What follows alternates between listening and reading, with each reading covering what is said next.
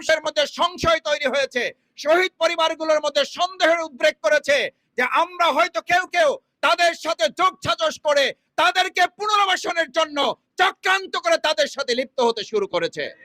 সম্মানিত ভাই এবং বন্ধুগণ, বাংলাদেশের এই প্রেক্ষাপটে শহীদ পরিবারের আজকে দোয়ার সবচেয়ে বড় কাজ হবে তাদের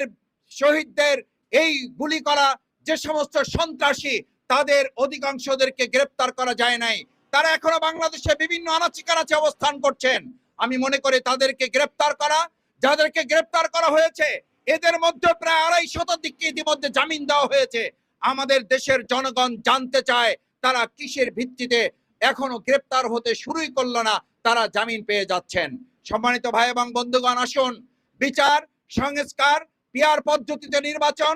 স্থানীয় নির্বাচনের মাধ্যমে বর্তমান সরকারের সক্ষমতা, নাগরিক সুবিধা নির্ধারণ করে এবং আগামী দিনে জাতীয় সংসদ নির্বাচনের সুষ্ঠু লেভেল প্লেইং ফিল্ড তৈরি হয়েছে কিনা তার নিশ্চয়তার জন্য